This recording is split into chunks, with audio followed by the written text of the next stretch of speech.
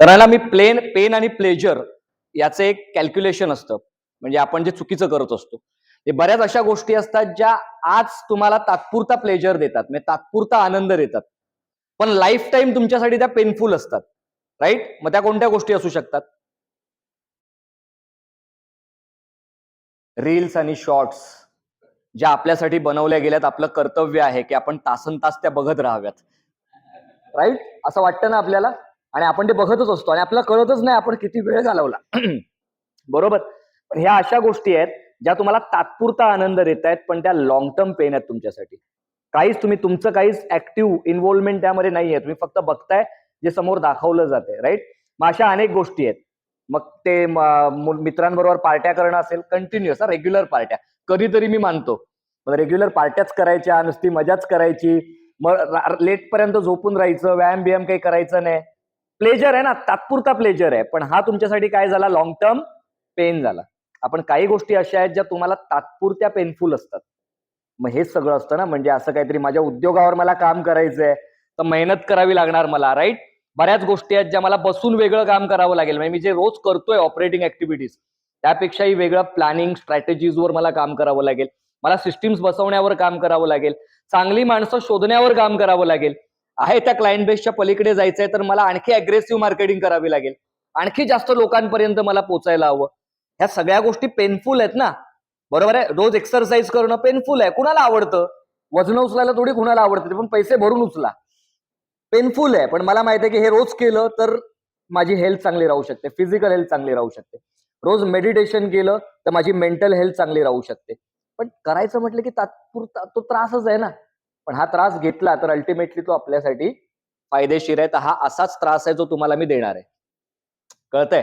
पण तो कदाचित त्रास नसेल, तुम्हाला मजा येईल हा सेशन अटेंड करायला. हे काय असं भाषण बिषण नसणार आहे. तुम्हाला खूप काही चांगल्या गोष्टी आज शिकायला मिळतील. म्हणजे नवीन लोक आलेत, मुळात जसं समीर म्हणाला की हा 10वा सेशन म्हणजे आमचं शेअरिंग असतं. जे आधीचे लोक आहेत जे पैसे भरून हा कोर्स करतायत, तर त्यांना जे काही मिळालंय ते सगळे टेक्निकल स्किल्स होत्या बिझनेस मधल्या. एक व्यक्ती म्हणून, एक उद्योजक म्हणून माझ्यामध्ये काय नेतृत्व गुण असले पाहिजेत ते आणण्याचा प्रयत्न हा कोर्स करणार आहे किंवा हा सेशन करणार आहे, ज्याचं नाव काय आहे, लीडर आंत्रप्रेन्युअर. एक उद्योजक म्हणून तुम्हाला एक चांगला नेता असलंच पाहिजे. नेता म्हणजे टोपीवाले नेता नाही जे टोप्या फिरवतात, तो वाला नेता नाही. नेतृत्व गुण तुमच्यात असला पाहिजे, लिडरशिप क्वालिटीज असल्या पाहिजेत, तरच तुम्ही लोकांचं भलं करू शकता. राईट? तर ते आज आपण इकडून घेऊन जाणार आहे. जबरदस्त गोष्ट. ज्ञानेश्वर महाराज, जे आता ज्ञानेश्वरी मला गिफ्ट केली, बरोबर आहे, तर ज्ञानेश्वर महाराजांचं एक सॉलिड हे आहे, एक अभंग आहे की अवघाची संसार सुखाचा करीन, आनंदे भरीन तिन्ही लोक, जाईन गे माये तया पंढरपुरा, भेटेन माहेरा आपुलिया. ऐकलंय तुम्ही हे? ऐकलंय ना? अवघाची संसार सुखाचा करीन, आनंदे भरीन तिन्ही लोक, जाईन गे माये तया पंढरपुरा, भेटेन माहेरा आपुलिया. याचा अर्थ काय होतो?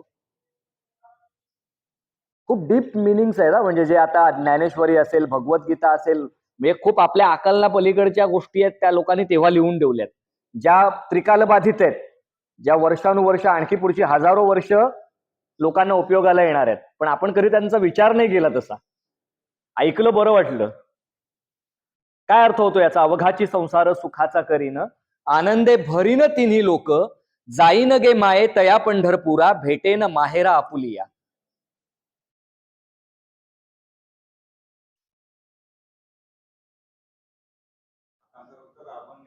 हा, बरोबर बरोबर बरोबर.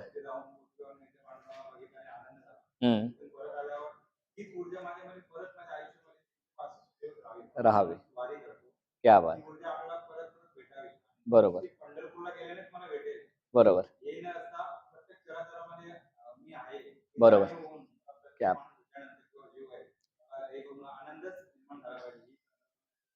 क्या बात. माऊली मस्त रे, चांगलंय.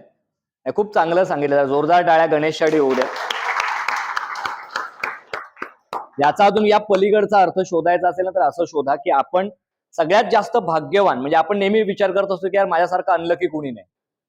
अरे अनलकी असतात तर आणखी 96 कोटी वेगवेगळ्या स्पेसिस होत्या, किड्या मुंग्यांमध्ये पण तुमचा जन्म होऊ शकला असता. मग माणसातच तुमचा जन्म का झाला? बरोबर ना? इतक्या सगळ्या त्या स्पर्म्सच्या रेसमध्ये तुम्हीच का होतात पुढे अग्रेसर? तर ती तुमचा पहिला विजय होता. तुम्ही जन्म घेणं ह्युमन म्हणून हा तुमचा पहिला विजय होता. म्हणजे तुमचा जन्मच जिंकण्यासाठी झालाय. आणि आपण काय करतो, अनेक गोष्टी आजूबाजूचं वातावरण, पर्यावरण, लोकांची आपल्याबद्दलची मतं ही आपल्यावर लादून घेतो आणि आपण स्वतःला अंडर एस्टिमेट करायला लागतो, राईट? पण अदरवाईज जर तुम्ही विचार केलात की देवाने जेव्हा तुम्हाला निर्माण केलं आणि आपल्यासारखं दुसरं कोणीच निर्माण नाही केलं, मुळात तुम्हाला बनवलं आणि तो साचा तोडून टाकला. हे तुमच्यासारखा दुसरा कोणीच नाहीये. भले 810 कोटी लोक आहेत या दुनियेमध्ये, पण प्रत्येकाची एक युनिक आयडेंटिटी आहे आणि काहीतरी खास मिशनसाठी तुमचा जन्म झालाय, लक्षात घ्या. देवाने जेव्हा तुम्हाला तयार केलं आणि पाठवलं ना, तेव्हा देवाला तुम्ही काय प्रॉमिस करून आलात माहित आहे? अवघाची संसार सुखाचा करीन. संसार म्हणजे माझा बायका पोरांचा संसार नाही, अख्ख्या दुनियेला मी सुखाचं करेन, मी आनंदी करेन. मी जो जन्म घेतला तेव्हा जी दुनिया होती त्यापेक्षा थोडी बेटर मी बनवून जाईन, एवढं माझं कॉन्ट्रीब्युशन यामध्ये असेल. अवघाची संसार सुखाचा करीन, आनंदे भरीन तिन्ही लोक. मी या तिन्ही लोकांना आनंदाने भरून टाकेन.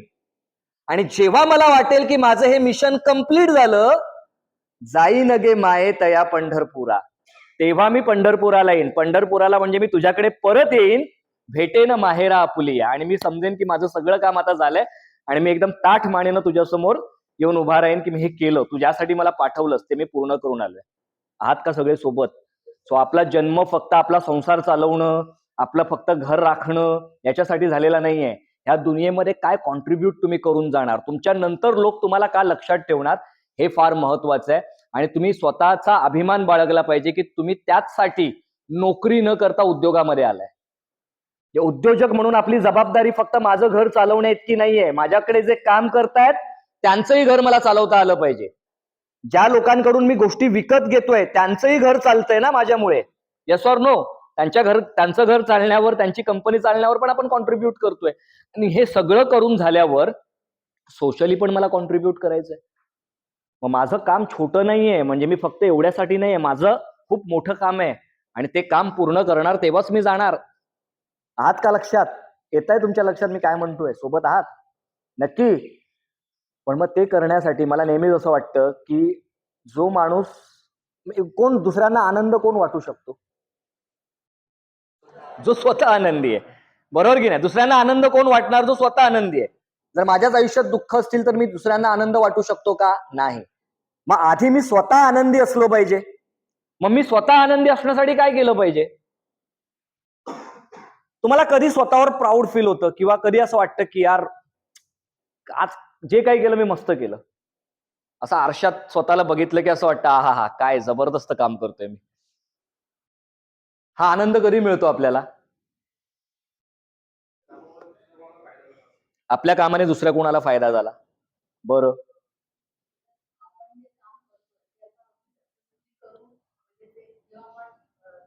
बरोबर, परफेक्ट आहे. म्हणजे जेव्हा मी माझ्यातलं बेस्ट दिलं असं जेव्हा वाटतं, म्हणजे माझं जे बोलत ना हायेस्ट पोटेन्शियलवर काम केलं आणि ही गोष्ट मी पार पाडली, हे जेव्हा आपल्याला वाटतं तेव्हा आपल्याला खात्री होते की अरे यार हे मस्त झालं. आणि मग ती स्माईल येते चेहऱ्यावर किंवा म्हणजे जेव्हा ती स्माईल समोरच्यावर रिफ्लेक्ट होते. मी माझ्या एका कवितेमध्ये लिहिलं होतं की ना मिलेगा भगवान अगर मंदिर मस्जिद गुरुद्वारों में जाओगे, ना मिलेगा भगवान अगर मंदिर मस्जिद गुरुद्वारों में जाओगे, देने की चाह है अगर मन में तो हर इंसान की मुस्कान में उसे पाओगे. तुम्हाला जर देव शोधायचा आहे तर समोरच्याच्या स्माईल मध्ये शोधू शकतो आपण. आणि तो कधी शोधणार? जेव्हा आपण काहीतरी त्याच्या आयुष्यामध्ये कॉन्ट्रीब्यूट करणार. आहात का सगळे सोबत? मग मला जर आनंद वाटायचा आहे तर मी आनंदी झालो पाहिजे आणि मी आनंदी होण्यासाठी मला माझं व्यक्तिमत्व कसं केलं पाहिजे, मला माझ्या हायेस्ट पोटेन्शियलवर काम केलं पाहिजे. ते कसं करायचं हे सांगणारा हा सेमिनार आहे, लीडर एंटरप्रेन्योर. आज सगळे सोबत ओके, जायचं पुढे.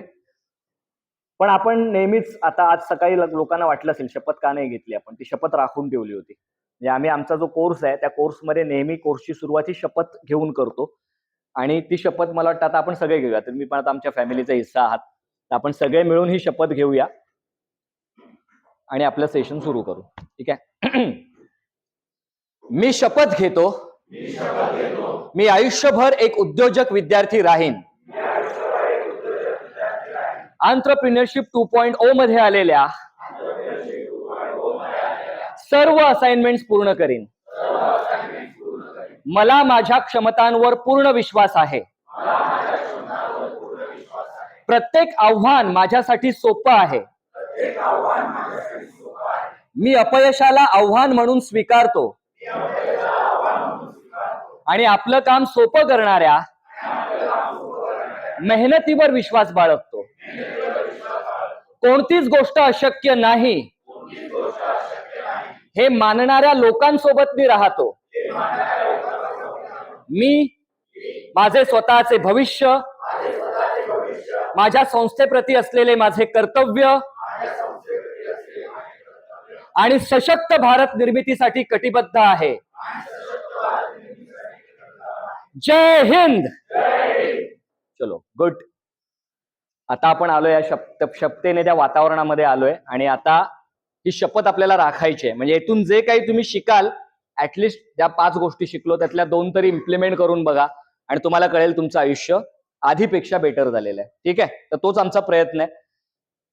समोर तुम्हाला स्क्रीनवर काही माणसं दिसत आहेत. ओळखता यांना? एक उद्योजक म्हणून तर यांना ओळखलंच पाहिजे, राईट? त्यात रतन टाटा तर लगेच समोर आले, त्यामुळे तो अभिमान जास्त आहे. म्हणजे या लोकांच्या यादीमध्ये रतन टाटा येतात आणि यायलाच पाहिजे, वाटायलाच पाहिजे आपल्याला आनंद, कारण 8.5 लाख घरं चालवत आहेत ना ते. 36 कंपन्या त्या रन करतायत, तर ते काही छोटं काम नाहीये. बरोबर आहे? भारतातली मोठी इंडस्ट्री आहे. या लोकांकडे बघून काय वाटतं? म्हणजे ह्या लोकांची काय वैशिष्ट्य असतील खास? सामान्य माणसाने यांच्यामध्ये काय फरक आहे? हे सगळे महान आहेत ना, बरोबर आहे? स्टीव्ह जॉब्स असेल, ज्याने ऍपल, आयफोन्स आज आपण बघतोय, मोठी इंडस्ट्री आहे. ते नाही येत आज दुनियेमध्ये, तरी पण आहे ना, चालू आहे ना सगळं मस्त. त्यांच्या नंतर सगळं चाललंय. त्यानंतर वॉरेन बफेट, तुम्ही नाव ऐकलं असेल कदाचित. सॉलिड माणूस आहे. म्हणजे या जगातल्या श्रीमंत लोकांच्या यादीमध्ये ते नेहमी असतात. ते पहिल्या 5 नंबरमध्ये असतात. कुठेतरी ते खाली येतात कधी, जेव्हा ते 80% त्यांची वेल्थ डोनेट करतात आणि परत काही दिवसांनी पुन्हा त्या यादीमध्ये येतात. इतका जबरदस्त माणूस आहे. फायनान्शियल मध्ये जर या जगामधला जो फायनान्शियली स्ट्रॉंग माणूस, त्याच्याकडून आपण बरंच काही शिकू शकतो, ते वॉरेन बफेट आहे. रतन टाटांबद्दल काय सांगायचं वेगळं, आपल्या सगळ्यांनाच माहिती आहे. आणि बिल गेट्स, बरोबर. ह्या लोकांकडे बघून आपल्याला काय वाटतं? म्हणजे सामान्य लोक आणि यांच्यामध्ये काय फरक आहे? सिम्प्लिसिटी आहे त्यांच्याकडे, पॅशन आहे, पॅशनेट आहे ते लोक, आणि व्हिजन आहे त्यांच्याकडे, स्वप्न आहे, दुर्दम्य इच्छाशक्ती आहे त्यांच्याकडे, स्ट्रॉंग बोलतात ना विल, किंवा आपण असं म्हणतो कळकळ आहे त्यांच्याकडे. नुसतंच इच्छा पण नाही तर कळकळ आहे त्यांच्याकडे. एखादी गोष्ट मला करायची तर करायचीच आहे ऍट एनी कॉस्ट, आणि अपॉर्च्युनिटी आली तर ती सोडायची नाही. पूर्ण तयारीने भिडतात ते लोक, आणि ती तयारी यांची आधीच झालेली असते. तुम्ही जर विचार केलात तर असं म्हणतात की लक म्हणजे काय, नशीब म्हणजे काय? When preparation meets opportunity it creates luck. ज्या तुमच्या तयारीला संधीची जोड मिळते तेव्हाच लक निर्माण होतं, नशीब निर्माण होतं. आणि हे लोक ते आहेत. हे नशीबवान का आहेत? कारण ते जी काही संधी येतात ती संधी ऍब्झॉर्ब करायला सर्वतोपरी तयार असतात. आणि त्याचा विचार असतो त्यांचा, आपण जगाला काय देऊ शकतो. आणि प्लॅनिंग असते यांच्याकडे. आणि नुसतं प्लॅन करतात का, इम्प्लिमेंट पण करतात हे लोक. प्लॅनिंग तर सगळेच करतो आपण, आठवड्याचं नियोजन करतो आणि सगळी दुनियादारी, वर्षभराचं प्लॅनिंग ना, पण सगळेच जण कुठे सक्सेसफुल होतात? इम्प्लिमेंटेशन लागतं त्याला, आणि यांच्याकडे ते इम्प्लिमेंटेशनचे मार्गही असतात. 2 प्रकारचे माइंडसेट असतात. एक असतोय ना अबंडंट माइंडसेट. अबंडंट म्हणजे माझ्याकडे मला जे हवंय ते सगळं आहे या दुनियेमध्ये. सिरियसली सांगतो, सगळं आहे. तुम्हाला जी प्रत्येक गोष्ट पाहिजे ना, ती या पृथ्वी तलावर उपलब्ध आहे. ती तुम्हाला जे हवंय ते तुम्हाला देऊ शकते पृथ्वी. पण आपल्याला असं वाटतं की नाही, आता सगळं स्केअरसिटी मध्ये आलेलं आहे. हे स्केअरसिटी माइंडसेट एक असतो की नाही रे, मला जे हवं ते मिळत नाही, मला फायनान्शियल सपोर्ट मिळत नाहीये, मी ज्या मार्केट एरियामध्ये कॅटर करतोय तिकडे यार कस्टमरच मला मिळत नाहीयेत, किंवा आता सगळे कॉम्पिटिशन एवढं वाढलंय तर सगळ्यांनीच कस्टमर घेऊन जायला सुरुवात केली, मलाच कस्टमर मिळत नाहीत, गव्हर्नमेंट असा प्रॉब्लेम करतंय, ते आम्हाला सपोर्ट करत नाही. स्केअरसिटी माइंडसेट. आणि एकीकडे अबंडंट माइंडसेट, मला जे हवंय ते सगळं आहे, मार्केट फारच मोठं आहे, म्हणजे माझ्यासारखे आणखी 100 लोक आले तरी सुद्धा त्यांना संधी आहे त्यांचे गुड्स विकण्याची किंवा सर्व्हिसेस विकण्याची. हे अबंडंट माइंडसेट वाली माणसं असतात. ही जी माणसं आहेत ना, ही अबंडंट माइंडसेट वाली माणसं आहेत.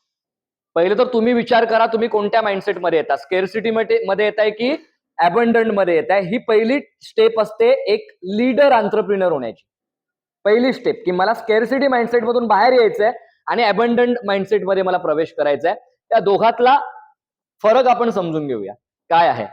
जे अबंडंट माइंडसेट वाली माणसं असतात ना, त्यांना नेहमी वाटतं की ना खूप काही आहे माझ्यासाठी, मला जे हवंय ते सगळं माझ्याकडे माझ्या आजूबाजूला आहे आणि हे मला मिळणार आहे. एक साधं एक्झाम्पल घ्या. 810 अब्ज लोक आहेत ना या दुनियेमध्ये. 810 अब्ज लोक, बरोबर आहे. त्यांना पाणी किती लागत असेल प्यायला? मग आपल्याला वाटतं यार हे पाणी आता काय संपूनच जाणार आहे पुढे जाऊन. जेवढं पाणी एका दिवसभरामध्ये अब्ज लोकांना लागतं ना, 810 अब्ज लोकांना जे लागतं पाणी, 810 कोटी लोक, सॉरी, 810 कोटी लोकांना जेवढं पाणी लागतं एका दिवसाला, तेवढं पाणी अमेझॉन नदी आहे ना, अमेझॉन नदी जगातली लार्जेस्ट नदी प्रत्येक तासाला समुद्रामध्ये फेकते. आणि आपण काय म्हणतो, पुरेसच नाहीये. हा, ते त्या ठिकाणी नसेल, कळतंय का? आहे पुरेसं सगळं, पण त्या ठिकाणी उपलब्ध करणं ही पण आपली किमया आहे ना, हे पण आपलीच स्किल आहे. आहात का सगळे सोबत? मग ते काय म्हणतात की अरे मला जे हवंय ते सगळं आहे माझ्याकडे. आणि स्केअरसिटी वाले काय म्हणतात, नाही रे पुरेसं नाही, हे सगळंच स्केअर होत चाललंय. चांगले एम्प्लॉईज मिळत नाहीत, चांगले सप्लायर्स मिळत नाहीत, चांगले कस्टमर्स मिळत नाहीत ना, चांगला मालच मिळत नाही कुठून मला. स्केअरसिटी माइंडसेट वाली माणसं तो विचार करतात, अबंडंट वाली नाही करत. हे काय करतात, collaborate to stay on top. म्हणजे मला टॉपवर जायचं तर मी एकटा नाही जाणार, माझ्यासोबत अनेकांना घेऊन जाणार. कोलॅबरेशनवर भर देतात हे लोक. आणि हे लोक काय करतात, कम्पीट करतात, स्पर्धा करतात टॉपवर राहण्यासाठी. फरक कळतोय तुम्हाला? स्पर्धा करून काय होणार आहे, तुम्ही तिथेच तो नंबर टिकवून ठेवणार आहात का? नाही, पण एकत्रित जाऊन तुम्ही खूप मोठी ताकद होऊ शकता. Yes or no? Embrace change. काही चेंजेस आले तर अबंडंट माइंडसेट वाले लोक ते स्वीकारतात. हा झालाय चेंज, आता याला आपण कसं अपॉर्च्युनिटी मध्ये कन्वर्ट करायचं याचा विचार हे लोक करतात, अबंडंट वाले. स्केअरसिटी वाले काय करतात, फिअर चेंज. हे बदललं नाही पाहिजे बाबा, आता मस्त चाललंय, इतक्या वर्षांनी हे वर्ष मस्त चालायला लागलंय, आता हे असंच राहिलं पाहिजे आयुष्यभर. राहणार आहे का? मग बदलांना न घाबरता बदल स्वीकारता आले पाहिजेत. Share knowledge freely. हे लोक फ्री नॉलेज शेअर करतात, जे आम्ही करतोय ना आज, बरोबर की नाही? फ्री नॉलेज शेअर करतात, वोंट शेअर नॉलेज. हे कधी त्यांना असं वाटतं मी जर नॉलेज शेअर केलं तर तो चोरेल माझी आयडिया. Yes or no? हे जे लोक आहेत अबंडंट माइंडसेट वाले, जनरस असतात इतरांशी, म्हणजे उदार असतात, लोकांना मदत करायला तयार असतात. हे कधीच कुणाला मदत करत नाही. यांना नेहमी वाटत असतं की ना जो मार्केट आहे ते वाढत चाललंय, छोटं नाही होत आहे, ते वाढत चाललंय. आणि यांना नेहमीच वाटतं की मार्केट कमी होत चाललंय. बरोबर आहे? यांना नेहमीच हे मोठा विचार करतात आणि रिस्क घेतात, हे छोटा विचार करतात आणि रिस्क घ्यायला घाबरतात. ते एवढंच एक टेबल आहे, याच्यावरून तुम्ही स्वतः ठरवा मी कुठे येतोय. कळतंय ना? मी अबंडंट मध्ये, काही गुण असू शकतात इकडचे, पण काही इथले असतील तर त्यातून बाहेर या, तरच तुम्ही पहिली पायरी पार करता. मला काय करायचंय, लीडर एंटरप्रेन्योर व्हायचंय, तर त्यासाठी मला हे केलं पाहिजे, अबंडंट माइंडसेट स्वीकारला पाहिजे. इथपर्यंत सगळे सोबत? बरोबर. त्यानंतर सगळ्यात महत्वाची गोष्ट बघा, काही प्रश्न आपण स्वतःला कधीच विचारले नाही, आणि मला एक नेहमी वाटतं की it is not that you can't find the answers, it is that you don't ask right questions. कळतंय? तुम्ही उत्तर मिळत नाही असं नाही तुम्हाला, तुम्ही योग्य प्रश्नच विचारत नाहीत. तर योग्य प्रश्न ना स्वतःला विचारत, ना आपल्या क्लायंटला विचारत, ना आपल्या आयुष्याला विचारत, त्यामुळे तुम्हाला उत्तरं योग्य मिळत नाहीयेत. तर योग्य प्रश्न जरा विचारायचे का, म्हणजे ऍटलिस्ट सुरुवात आपल्यापासून आहे ना. म्हणजे मला काय हवंय माझ्या लाईफमध्ये हेच मला माहित नसेल तर मी काय दुनियेचं भलं करणार आहे? मीच कन्फ्यूज आहे, तर मी लोकांना काय मदत करणार त्यांची स्वप्न पूर्ण करायला? त्याने एक काही क्वेश्चन्स तुमच्या समोर येणार आहेत, तुम्हाला प्रत्येक क्वेश्चनसाठी एक अर्धा 1 मिनिट देतो मी. तुम्ही काय करायचं, त्याचं उत्तर तुमच्या समोर नोटपॅड ठेवलेलं आहे ना, त्यात लिहून काढा त्याचं उत्तर. ह्या एका एवढ्या पार्ट मध्ये पण तुम्हाला तुमच्या लाईफ बद्दल बऱ्यापैकी क्लॅरिटी आहे. काहीतरी कॉन्क्रीट करून जाऊया ना, नुसतं मोटिवेट करून काय फायदा, बरोबर ना? काहीतरी कॉन्क्रीट इकडून करून जाऊया आपण. तर काही प्रश्न येतील, मी एक्सप्लेन करतो आणि त्याची उत्तरं तुम्ही तुमच्या नोटपॅड मध्ये लिहा, प्रत्येकाने लिहा. पर्सनल आहे ना हे, I am not talking about your business, पण तुम्ही बिझनेसला पण धरू शकता त्यामध्ये, पण तुमच्या वैयक्तिक आयुष्यामध्ये पण तुम्हाला काय हवंय तो का आहे ना, तो क्लिअर करायला हे प्रश्न मदत करतील. हा खूप महत्वाचा प्रश्न आहे जो आपण विचारला पाहिजे स्वतःला. याला घाबरूनच आपण बऱ्याच गोष्टी केल्या नाहीत. जर तुम्हाला अपयशी होण्याची शक्यताच नाहीये. म्हणजे तुम्हाला पूर्ण खात्री आहे की मी यशस्वीच होणार, याच्यामध्ये फेल होऊच शकत नाही. तर अशा कोणत्या गोष्टी आहेत ज्या तुम्हाला करायला आवडतील? म्हणजे अपयशी होऊच शकत नाही मी. अशा बऱ्याच गोष्टी तुम्ही त्या भीतीने केल्या नाहीत ना, की मी याच्यामध्ये फेल होणार. येस मयूर? किती तुला मल्टिपल आठवले? मल्टिपल लिही. तू निबंध लिही. काही प्रॉब्लेम नाही. आणि याचं तुम्हाला पीडीएफ मिळणार हा. प्रत्येकाला तुम्हाला पीडीएफ सेंड करणार, म्हणजे तुम्हाला क्वेश्चन्स पुढे पण जाऊन करायचे त्याच्यावर काम, तर तुम्हाला मिळेल. म्हणून आम्ही बोललो ना, आम्ही नॉलेज फ्रीली शेअर करतो. आम्ही तो माइंडमध्ये ब्लॉक नाही ठेवत. तुम्ही हे आणखी कोणाला वाटाल का? बरोबर आहे? If you could do anything you wanted and were you sure wouldn't fail, what would you do? म्हणजे अशी एखादी गोष्ट किंवा अशा आणखी काही गोष्टी ज्या तुम्ही केल्यात आणि तुम्हाला अपयशी होण्याची शक्यताच नाही, त्यामध्ये तुम्ही यशस्वीच होणार याची खात्री आहे, तर कोणत्या गोष्टी कराल? किंवा ती भीती नाहीये अपयशी होण्याची, तर कोणत्या गोष्टी तुम्हाला करायला आवडतील ज्या आतापर्यंत अपयशाच्या भीतीने तुम्ही केल्या नाहीत? असं असतं ना, बऱ्याच गोष्टी वाटतात, पण असं वाटतं यार काय, मला एक आणखी ऑप्शन तयार करायचा आहे बिझनेसचा, आता आहे त्यापेक्षा पण मला वेगळा करायचा आहे, पण अरे ते नाही चाललं तर. ही जी भीती असते ना, कुठलीही भीती तुमच्या लाईफ मधल्या प्रत्येक डिसिजन अशा ज्या घेतल्या नाहीत तुम्ही कारण तुम्ही घाबरताय, ते कोणत्या असू शकतात?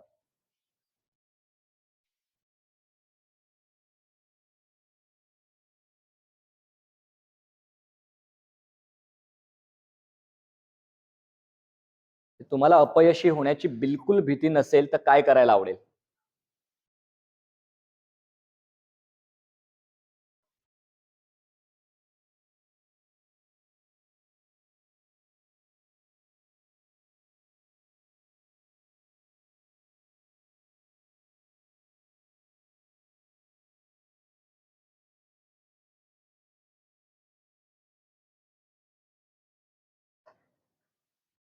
प्रश्न लिहू नका, फक्त उत्तर लिहा. तुम्हाला हे देणार 100%. सध्या उत्तर लिहा फक्त.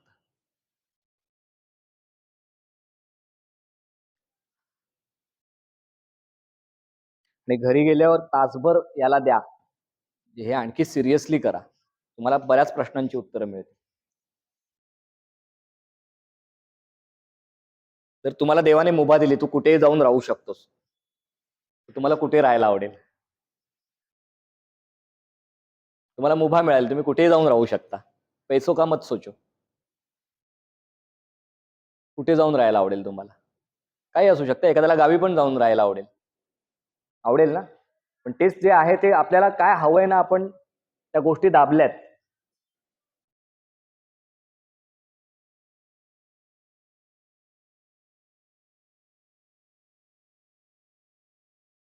आपले संजय कोळी म्हणून एक आहेत, दादर ब्रांचला आहेत आणि ते एमबीसीचे खूप जुने मेंबर आहेत, खूप पहिल्यापासूनचे. त्यांचं स्वप्न होतं की त्यांना रतन टाटाच्या समोर घर घ्यायचंय. रतन टाटाचा जो बंगला आहे ना, त्याच्या समोरच्या बिल्डिंग मध्ये घर घ्यायचंय. त्यांचा शिपिंगचा बिझनेस आहे. मग असं नाही की ते रतन टाटाच्या समोरचं 1 RK जरी तुम्ही घ्यायला गेलात तरी त्याची करोडोमध्ये किंमत आहे ना, 2-2.5 कोटी तरी मिनिमम असेल. मिनिमम छोटाच छोटा रूम हा. पण स्वप्न की रतन टाटा मला दिसले पाहिजेत, म्हणजे त्यांचा बंगला जो आहे ना, ते कधी येता जाता त्यांची कार मला दिसली पाहिजे. तर त्या माणसाने ते स्वप्न पूर्ण केलं. संजय कोळी म्हणून आहेत, तुम्ही त्यांना भेटू शकता आणि त्यांचे ते एवढे सॉलिड आहेत, छंदी माणूस एकदम. पण रतन टाटांच्या समोर त्यांनी घर घेतले. काय मग तुम्हाला कुठे राहायला आवडेल? अशक्य असं काही नाही, आपण जर विचार केला तर सगळं शक्य आहे. बरोबर आहे? जर तुम्ही कुठेही प्रवास करू शकाल असं जर तुम्हाला सांगितलं, कुठे जायचं तिकडे जा, तर तुम्हाला कुठे फिरायला आवडेल? अभी अगेन पैसों का नहीं सोचना है. जेवढे पाहिजे तुमचे तिकीट बिकीट राहण्याची सोय आम्ही करणार, असं कोणी सांगितलं, कुठे फिरायला आवडेल तुम्हाला?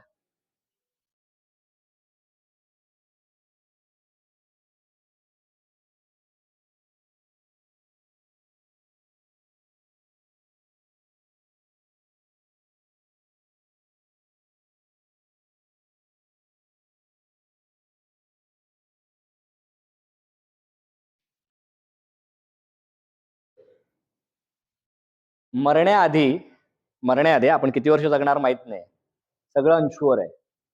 आपल्याकडे 1 दिवस आहे, 1 वर्ष आहे, की 10 वर्ष आहेत, की आणखी 50 वर्ष आहेत, कुणालाच माहित नाही, कोणीच सांगू शकत नाही. पण मरण्याआधी मला काय काय करावं असं वाटतं, मला एकतर काय करायचंय, काय हवंय असं मला वाटतं माझ्याकडे, किंवा मला काय व्हायचंय, म्हणजे मरण्याआधी माझी ही आयडेंटिटी घेऊन मला मरायचंय. काय व्हायचंय मला, काय करायचंय आणि काय हवंय, या 3 वेगळ्या गोष्टी आहेत ना. मला काय काय करायचंय मरण्याआधी? मग मला महाराजांचे 100 किल्ले फिरायचे मरण्याआधी. असू शकतं ना आपलं स्वप्न. हे करणं झालं ना. बरोबर आहे. त्याच्यानंतर काय असायला हवं, तर माझ्याकडे बंगला हवा, माझ्याकडे गाडी हवी, व्हॉटएव्हर. आणि काय व्हायचं ही तुमची आयडेंटिटी झाली. म्हणजे मला मरण्याआधी एक चांगला बिझनेसमन म्हणून मरायचंय, किंवा मला एखादा कोर्स आहे, मला पीएचडी करायची आहे, मला डॉक्टर ही पदवी लावूनच मरायचंय. कळतंय? काही असू शकतं तुमचं. तर काय व्हायचंय तुम्हाला ते पण तुम्ही मेन्शन करू शकता.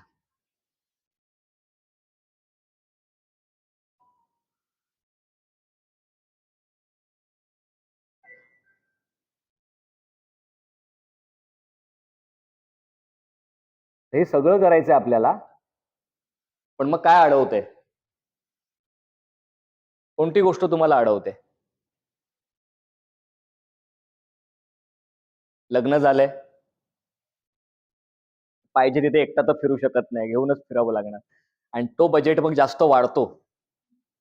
अडचण आहे ना, काही जणांची अडचण असू शकते. जे तुमच्या माइंडमध्ये येते, ही अडचण पण अगेन तुमचा मेंटल ब्लॉक आहे. बरोबर ना? हा तुमचा मेंटल ब्लॉकच आहे. वितीनला पटलं लगेच.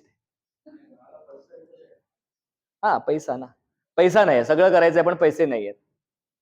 वेळ नाहीये. फॅमिलीचा सपोर्ट नाहीये. म्हणूनच ते लिहून काढा. म्हणजे तो एक्सक्यूजच आहे मुळात.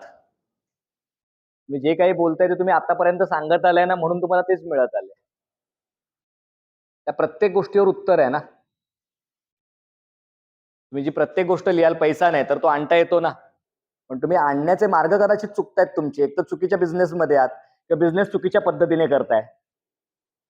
आहे ना. फॅमिलीचा सपोर्ट मिळत नाही, याचा अर्थ तुम्ही रिलेशनमध्ये कुठेतरी कमी पडताय. वेळ मिळत नाही, याचा अर्थ तुमचं वेळेचं मॅनेजमेंट प्रॉपर नाहीये. येस गणेश. प्रश्न असा आहे की तुम्हाला ह्या सगळ्या गोष्टी करायच्या आहेत ना, मग तेच ह्याच सगळ्या गोष्टी करायच्या आहेत ना, मग तुम्हाला अडवतंय कोण? कुठल्या गोष्टी आहेत ज्या अडवतायत? त्या गोष्टींमुळे मी करू शकत नाही असं तुम्हाला वाटतं. कळतंय?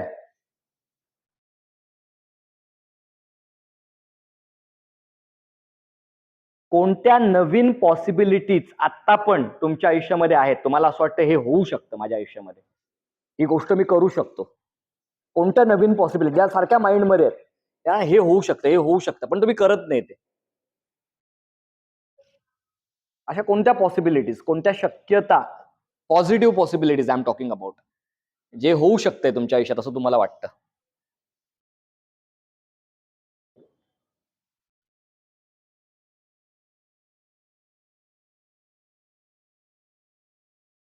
याला अजून तुम्ही वेळ द्याला अशी खात्री आहे मला.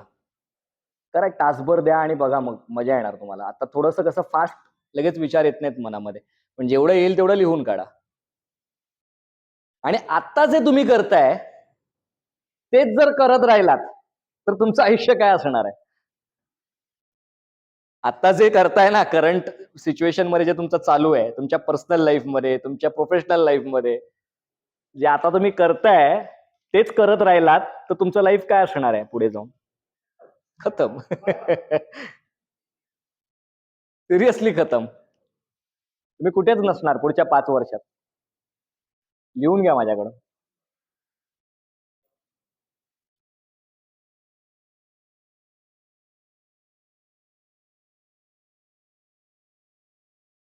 निकम सरांना फोटोग्राफीची फार आवड.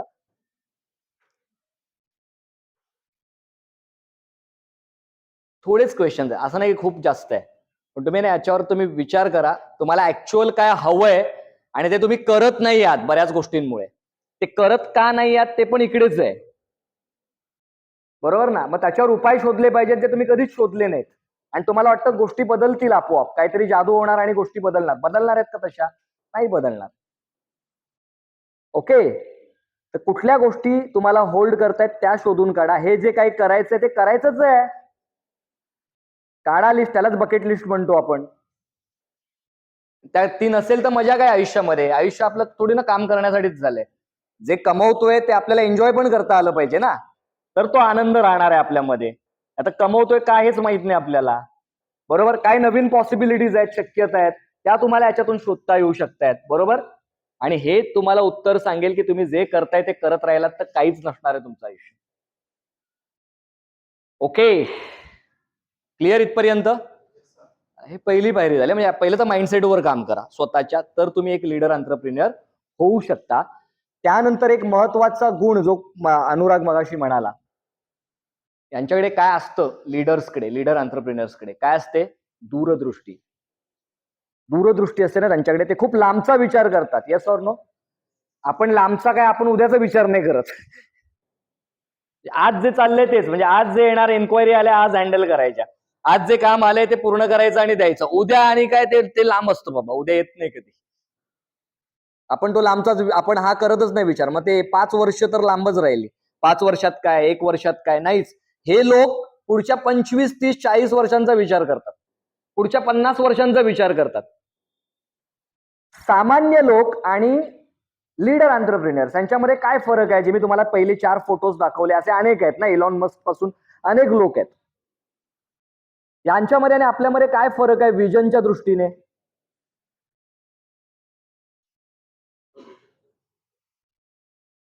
काय कसं? आपलं विजन छोटं असतं, स्वप्न छोटं आपण.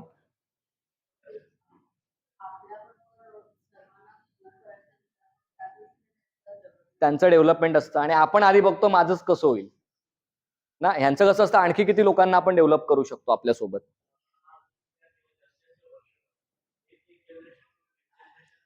पुढच्या पुढच्या 7 पिढ्यांचा विचार असतो यांचा, की पुढे काय असू शकतं. यांना बरोबर आधीपासूनच ते अभ्यास करून असतात. Yes or no? म्हणजे सामान्य लोक काय, ज्या गोष्टी आहेत ना समोर, हा अरे व्हिडिओ कॅमेऱ्यात रेकॉर्ड होते, अरे कसं होतं, हा विचार करा, हे कसं होत असेल रे, हे कसं चालत असेल रे, हे कसं होत, जे अस्तित्वात आहे ते कसं कसं होतं याचा विचार करतात ना, ते शोधतात विकिपीडियावर. हे लोक ते शोधतात जे तुम्हाला गुगल किंवा विकिपीडियावर सापडणार नाही. ते कुठे अशा तुम्हाला सोशल साईट्सवर सापडणार नाही. ते अशा गोष्टींचा विचार करतात ज्या अस्तित्वात नाही आहेत आणि मग प्रश्न विचारतात, या कशा येऊ शकतात. आहात का सोबत? मग हा विजन माझ्या फील्डमध्ये काय असं आता नाहीये पण भविष्यात घडू शकतं, याचा विचार करून मी आतापासून काम केलं तर भविष्यात माझ्यासारखं दुसरा कोणी नसेल. नंतर येतील पण माझ्या मागे हळूहळू, पण तोपर्यंत अजून मी पुढचा विचार केलेला असेल. आहात का सोबत? मग ही दूरदृष्टी एक उद्योजक म्हणून आपल्यात आहे का? See what others can't see. मग छत्रपती शिवाजी महाराजांनी जो स्वराज्याचा विचार केला, त्यांच्या 350 वर्ष आधी कुणाला स्वप्नातही वाटलं नाही ना की आपलं राज्य असेल. आता विचार करा ना, खापर पंजोबांपासून सगळे गुलामगिरीच करतायत आणि मग तो एक पॅटर्न सेट झालाय की आपला जन्म हा गुलामगिरी करण्यासाठीच झालाय, नोकरी करण्यासाठीच झालाय ना. माझ्यात कर्तबगारी असेल तर मी फार फार तर काय करेन, आदिलशाहीमध्ये, निजामशाहीमध्ये, मुघलशाहीमध्ये नोकरी करेन, सरदारकी गाजवेन, मनसबदारी गाजवेन, या पलीकडे मी काय करू शकतो. पण तिथे महाराजांनी असं स्वप्न पाहिलं जे त्यांच्या आधी कुणालाच पडलं नाही ना, त्यालाच तर दूरदृष्टी म्हणतात. आधी कुणालाच स्वप्नातही वाटलं नाही की मी माझं राज्य निर्माण करू शकतो. महाराजांनी पाहिलं, नाही मी करू शकतो माझं राज्य निर्माण, मला स्वतःचं राज्य बनवायचंय, तयार करायचंय, जे आधी नव्हतं त्याचा विचार त्यांनी केला ना, आणि ते आणलं अस्तित्वात. हीच तर दूरदृष्टी असते, राईट. मग ही दूरदृष्टी महाराजांकडे होती, ही दूरदृष्टी बिल गेट्सकडे होती. तो 70s 80s मध्ये म्हणत होता की प्रत्येक डेस्कवर, प्रत्येक घरामध्ये कम्प्युटर असेल. जेव्हा कम्प्युटर म्हणजे बाबा मिथ, कळतंय ना, एक एक कम्प्युटर, तो एक माळ्याचा 2 माळ्याचा कम्प्युटर, ते पण नॉर्मल कॅल्क्युलेशन्स करायचा, खूप काही काम नव्हता करत कम्प्युटर तेव्हा. आणि ते मग तेव्हाच्या मग ते कोट्यावधी रुपयामधले कम्प्युटर्स असतील. तेव्हा हा माणूस काय म्हणतोय, प्रत्येक डेस्कवर कम्प्युटर असेल. आता आहे ना, म्हणजे ऑलमोस्ट सगळ्यांकडेच कम्प्युटर आहे, त्याला मोबाईल पण तो आता कम्प्युटरचं अर्ध काम करतो. मग त्याने जे स्वप्न पाहिलं ते झालं ना पूर्ण. रिलायन्सचं स्वप्न होतं 2095 किंवा 2000च्या त्या दरम्यान, हा स्वप्न बघतोय की प्रत्येक भारतीयाच्या हातात मोबाईल असेल. आता हे काय विचित्र गोष्ट आहे बघा, त्यावेळेला सिम कार्ड 4900 रुपयाला यायचं, जे आज फुकट वाटतात. 4900 रुपये 1 तोळं सोनं होतं 95 ला. म्हणजे सोन्याच्या किमतीमध्ये तुम्हाला काय मिळायचं, सिम कार्ड. आणि कॉलची किंमत काय होती, इनकमिंग असो किंवा आउटगोईंग असो. आता सगळं अनलिमिटेड झालंय, कमी कमी पैशामध्ये तुम्ही अनलिमिटेड कॉलिंग करू शकता. पण इथे काय 17 ते 24 रुपये इनकमिंग आणि आउटगोईंग दोघांनाही. म्हणजे कुणाचा कॉल आला तरी हा ओके ओके ओके ठेवतो, इतकी घाई असायची. राईट. या वेळेला तो स्वप्न बघतोय प्रत्येक भारतीयाच्या हातात मोबाईल असेल, ही दूरदृष्टी आहे ना. म्हणून आज रिलायन्स एवढ्या टॉपवर आहे आज का सोबत. आणि आज जर तुम्ही पाहिलं, मे 2023 चा डेटा सांगतोय, आता तर हा वाढला असणार आहे. 445.23 दशलक्ष लोकांकडे मोबाईल आहेत भारतामध्ये, बरोबर आहे. आणि 1 म्हणजे हे जिओ युजर्स आहेत, सॉरी मोबाईल पण नाही, जिओ वाले एवढे आहेत. आणि मोबाईल 1.2 बिलियन, 1.2 अब्ज लोकांकडे मोबाईल आहेत. म्हणजे 600 मिलियन स्मार्टफोन वापरतात, म्हणजे 600 दशलक्ष लोक स्मार्टफोन युज करतायत आज. आज गल्ली गल्ली कुणाकडे तुम्हाला मोबाईल दिसतो की नाही. नॉर्मल माणसाकडे, तो कीपॅड वाला का होईना मोबाईल हातात आहे. कर लो दुनिया मुठ्ठी में. बाकी कोणी केली की नाही माहित नाही, ह्यांनी केली रिलायन्सने. लांबचा विचार. तुम्हाला माहिती ते आता जे जिओ वगैरे एवढं नेट का स्वस्त देते, जे कुणाला स्वप्नात नाही वाटलं ना, मोठमोठ्या कंपन्यांना, वोडाफोन वगैरे जेव्हा एवढ्या अग्रेसिव्ह होत्या त्यावेळेला, ते ह्यांना दिसलं. त्यांनी जिओ ते जे अंडर सी केबल असतात ना, त्या 2000 मध्येच टाकायला सुरुवात केली होती या लोकांनी. आता ही एकमेव कंपनी आहे जिच्या स्वतःच्या अंडर सी केबल आहेत, बाकी सगळ्यांना हायर कराव्या लागतात. मग यांना काय झालं, फुकट वाटायला नेट. आज का सोबत. म्हणून यांनी मार्केट खाल्लंय ना दुनियेचं, कारण त्यांनी लांबचा विचार केला. 20 वर्षानंतरचं काय असेल, लोक 5G बीजी मध्ये जाणार हे त्यांना तेव्हा कळलेलं, जेव्हा 2G होतं. ते माहिती ना, नेट येईपर्यंत एक व्हिडिओ पूर्ण लोड व्हायला जमाना जायचा. आज काय आहे, सगळं पुढचा विचार ना, दूरदृष्टी. Are you all with me आज सोबत. नक्की. मग आपल्या उद्योगाचं स्वप्न आहे का. जसे आता इथे जे एंटरप्रेन्योरचे लोक बसलेत, तर सगळ्यांनी हे सेट केलेलं आहे, बरोबर आहे. मग ते स्वप्न कुठे असतं, आपल्यापुरतं मर्यादित असतं का. नाही. आपण आपल्या कर्मचाऱ्यांसाठी काय करणार हे पण स्वप्नात आलं पाहिजे. ग्राहकांसाठी काय करणार ते पण आलं पाहिजे. आपले इतर स्टेक होल्डर्स असतात, भागीदार असतात, त्यांच्यासाठी आपण काय केलं पाहिजे, समाजासाठी काय केलं पाहिजे, देशासाठी काय केलं पाहिजे, इथपर्यंत विजन येऊ शकतं. राईट. सगळ्यात पहिलं काम तर एक तर माइंडसेटवर काम करा, आणि दुसरं दूरदृष्टी आपल्याकडे असायला हवी. Are you all with me आज सोबत. आणि जेव्हा तुमच्या विजन मध्ये हे लोक येतात ना, तुमचे कर्मचारी, तेव्हा त्यांना कळतं हे स्वप्न फक्त त्या मालकाचं नाहीये, हे स्वप्न आपल्या सगळ्यांचं आहे. मग ही स्वप्न पूर्ण करायला आपण एकटेच करणार का. नाही ना, आपल्याला माणसं पाहिजेत, बरोबर आहे. आणि मग ती माणसं आपल्याकडे येणं गरजेचं आहे. पण ह्याच्यासारखं वागलं तर ते होणार नाही. MBA चायवाला ऐकलंय का तुम्ही. काय भारी प्रसिद्ध व्यक्तिमत्व आहे हे, तुम्ही नाही ऐकलं याच्याबद्दल. MBA चायवाला मिस्टर प्रफुल्ल बिलोरे अहमदाबाद वाले, असं त्याचं नाव आहे. त्याने काय MBA करून चहाचा बिझनेस नाही टाकलाय. जे आजकालच्या पोरांना वाटतं MBA करतो आणि चहाच करतो, आता ते ह्याने केले ते सगळे ट्रेंड सुरू, बरोबर. अतिशय हुशार माणूस, अतिशय चांगला वक्ता, आणि त्याने त्याचा बिझनेस इतका जबरदस्त ग्रो केला, म्हणजे चहामध्ये पण त्याने ग्लॅमर आणलं MBA चायवालाने. मग त्याला वाटलं, त्याला एवढं कळलं की मी चहा विकून करोडपती नाही होऊ शकत, तर त्याने स्वप्न विकायला सुरुवात केली. त्याने फ्रँचायझीज तयार केल्या स्वतःच्या, की माझं हे मॉडेल घ्या, फ्रँचायझी मॉडेल तुम्ही घेऊन चालवू शकता, आणि लाखोची स्वप्न, म्हणजे तुम्ही महिन्याला 10 लाख कमवू शकता, 12 लाख कमवू शकता. झाला फ्रँचायझी. आणि लोक वेड्यासारखे याचे नाही, असे फॉलोअर्स एवढे वाढले होते की प्रत्येकाला वाटत होते शिकून बिकून काय फायदा नाही, चहाच विकूया. आणि तो आता आलाय ना, तो आणखी डॉल्बी चायवाला, की डॉली काय तो आलाय ना, तो लोकांना वाटतं नाही चहाच विकून चांगलं आहे बाबा, हे काय चहा विकून बंगले बांधतात, एवढ्या मोठ्या गाड्या घेतात, ते सगळं भ्रम आहे तो.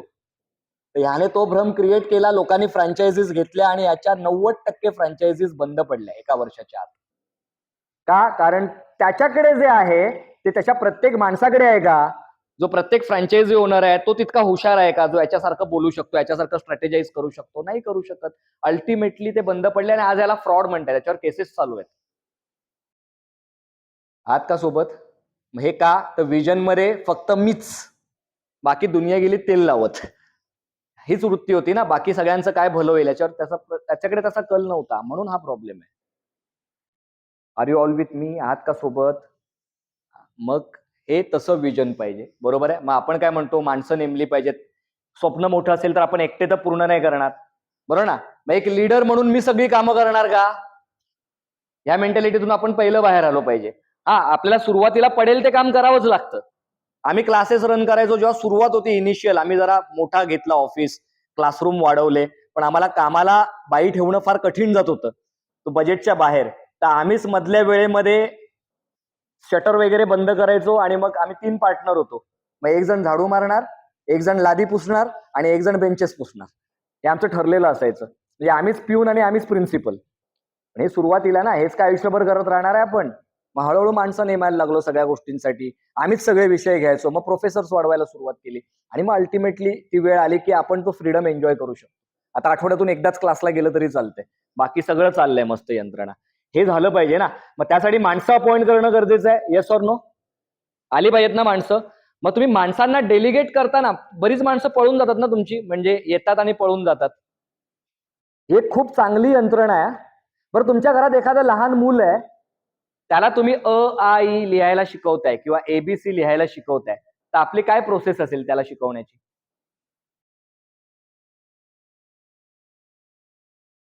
चला मला त्याला अ काढायला शिकवायचंय, तर लांब नाही. अ काढायला शिकवायचंय मुलाला. तर आधी आपण त्याला तो अ दाखवणार ना कसा दिसतोय. हा बघ हा काय आहे? बोल काय? बोल 100 वेळा बोल इथे आपण काय केलं? डायरेक्शन त्याला देतोय कंप्लीट. सपोर्ट काहीच नाही. मी त्याला काही करायला दिलं नाही अजून आपण. आपण फक्त त्याला काय सांगतोय? हा बरोबर? मग हाय सपोर्ट आहे आपल्याकडून. पण लो हाय डिरेक्शन आहे, पण लो सपोर्ट आहे. त्याला काहीच करायला आपण देत नाही, फक्त त्याला सांगतोय. आणि सांगतोय एकदम आतून सांगतोय पोटतिडकीनं. राईट? मग हळूहळू काय होतं त्याला, हा हे कळलं ना तुला, चला आता आपण काढायला घेऊया. मग त्याला आपण सोबत घेतो, त्याचा हात धरतो आणि मग त्याला दाखवतो काढून. हा बघ हा चला मग त्याला धरूनच आपण गिरवत राहतो. त्याला देत नाही ना स्वतःला लगेच करायला, आपण गिरवत राहतो. आता इथे डिरेक्शन पण आपणच करतोय आणि सपोर्ट पण त्याच लेवलचा देतोय त्याला. आहात का सोबत? मग आता वाटायला लागला याचा हात थोडा फिरायला लागला. बरोबर? मग त्याला काय म्हणतो, आता तू कर. मी बघतो फक्त, तू कर. बरोबर आहे? मग तू कर. तुला कुठे मदत लागली तर मला सांग. मग त्याने असा काढला आणि हा ला इकडे गेला. नाही असं नाही करायचं, थांब. एक मागे मग हात धरायचा आणि मग हे करायचं.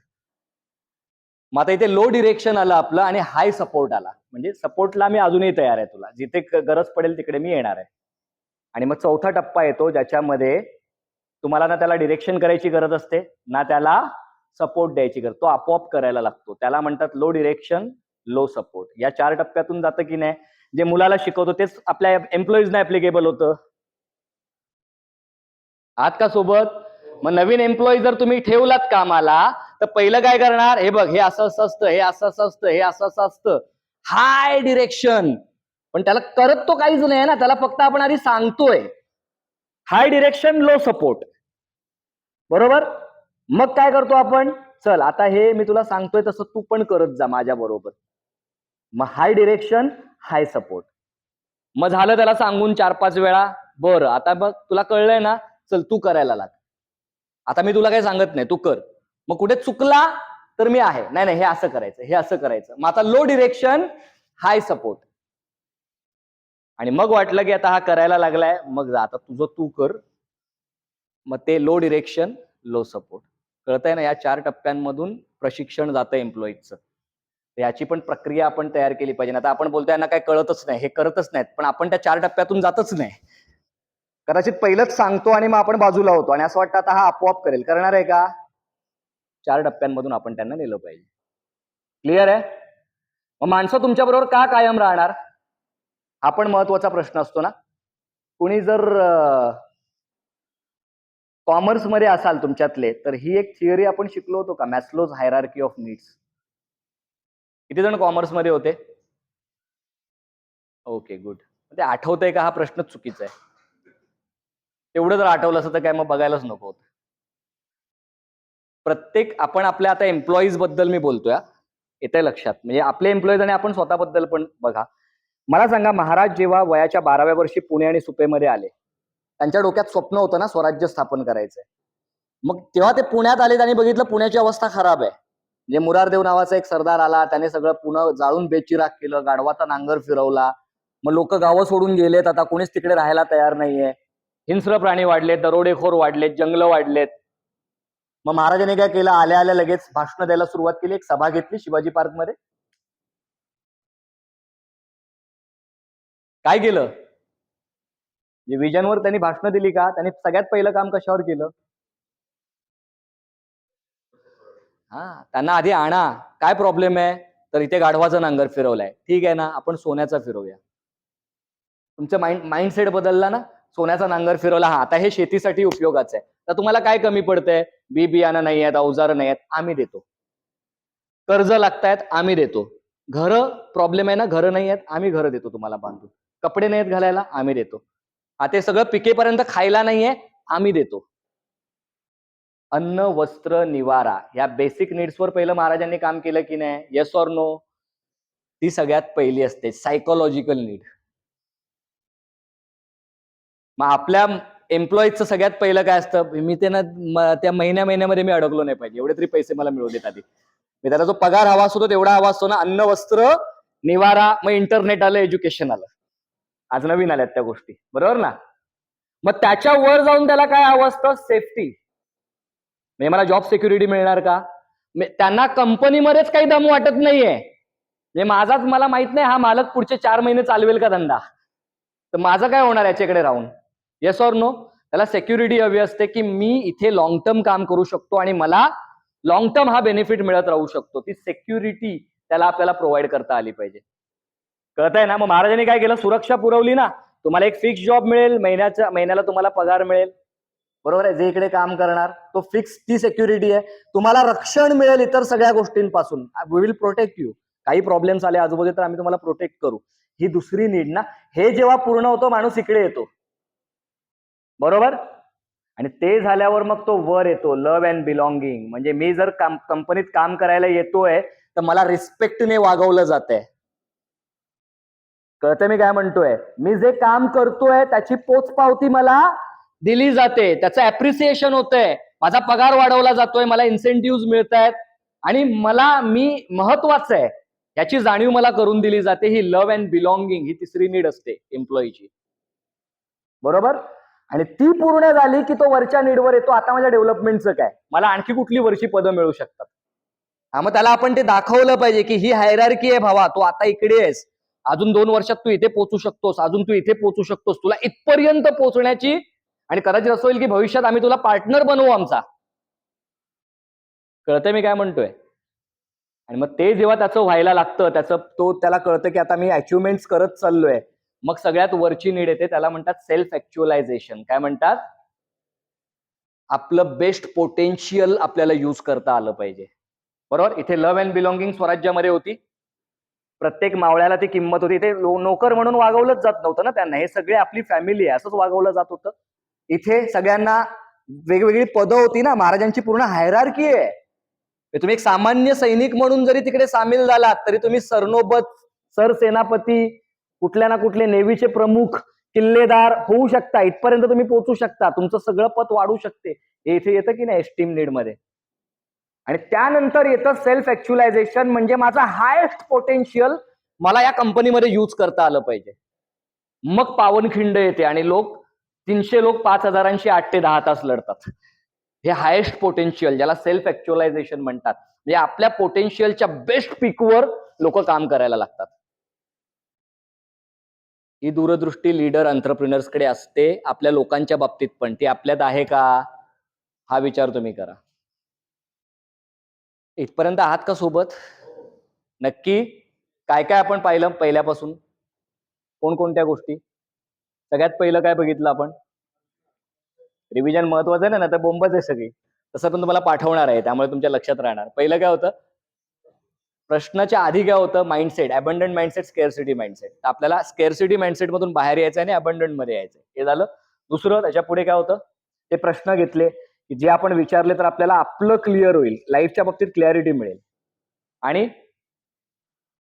दूरदृष्टीवर आलो आपण, बरोबर ना. मग दूरदृष्टी, आपल्याकडे एक मोठं स्वप्न असायला हवं ज्याच्यामध्ये सगळे समाविष्ट होतील, तर ते आपल्याला मदत करतील ते स्वप्न पूर्ण करायला, बरोबर. आणि त्यानंतर आलो आपण माणसं कशी आणायची. मग त्यांना डेलिगेट कसं, मला फ्री व्हायचं तर डेलिगेट केलं पाहिजे. मग डेलिगेशनचे 4 प्रोसेस आहेत.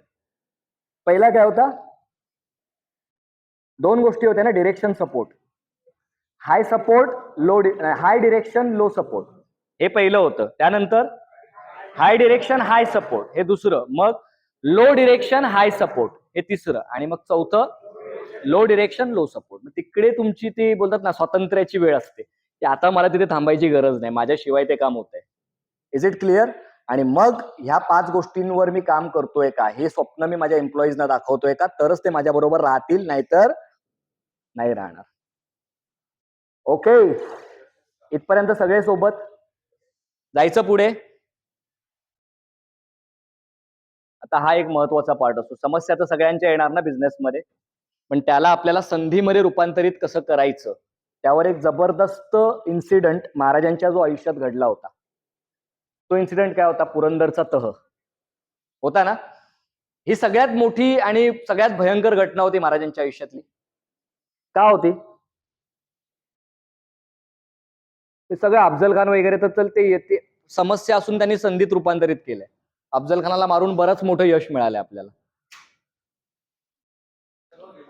सगळंच गेलं. हे 90% सगळं आपलं राज्य निघून गेलं. हे विचार करा, वयाच्या 12व्या वर्षी एखादा माणूस सुरुवात करतो, 23 वर्ष मेहनत घेतो 1665 पर्यंत, आणि एक राज्य उभं झालं, त्यामध्ये 35 किल्ले आहेत आणि 5 लाख होन होतं ना चलन त्यावेळेचं, 5 लाख होन वसुलीचा प्रदेश आहे. म्हणजे आपण बघतो एक बऱ्यापैकी राज्य आता आपल्या आजूबाजूला निर्माण झालेलं आहे. अशा वेळेला हा 23 वर्षाच्या मेहनतीत जे तयार केलंय, या तहामध्ये त्यातलं 90% निघून जातं. हे 35 किल्ल्यांमधले 23 किल्ले बादशाला द्यायचे, 12 किल्ले स्वतःकडे ठेवायचे. बरोबर. 5 लक्ष होऊन वसुलीच्या प्रदेश मधला 4 लक्ष होऊन बादशाला द्यायचा, 1 लक्ष होऊन स्वतःसाठी ठेवायचा. का? तर ते बादशाचीच 50,000 मनसबदारी करायची आणि त्याचा सैन्याचा खर्च त्यामधून काढायचा.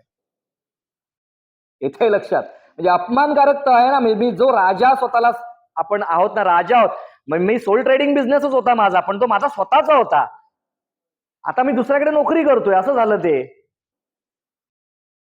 आपण असं म्हणतो की साम्राज्य त्यावेळेला धुळीला मिळालं, या प्रकारची ती सिच्युएशन होती.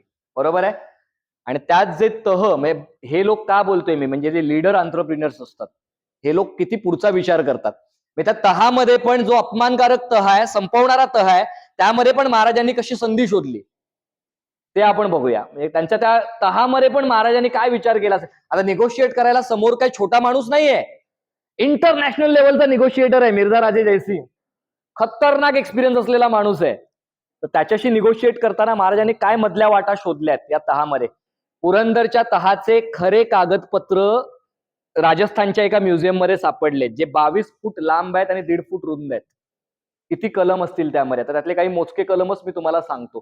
काय कलम होते? महाराजांकडे असलेल्या 35 किल्ल्यांपैकी 23 द्यायचे बादशहांना. बरोबर आहे. संभाजीराजे मोगलांची मनसबदारी करणार, 50,000 मनसबदारी.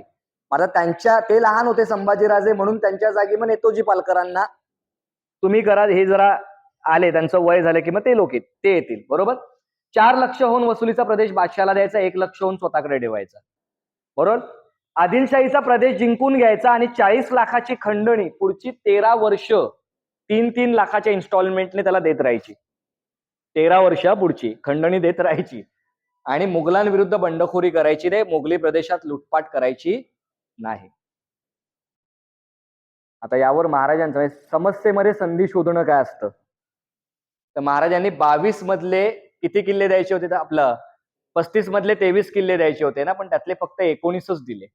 जरा 4 किल्ल्यांचा थोडा प्रॉब्लेम आहे, तो जरा व्यवस्थित करून देतो ना, द्यायचं असेल तर व्यवस्थित द्यायचं, असं करत टाळत राहिले ते.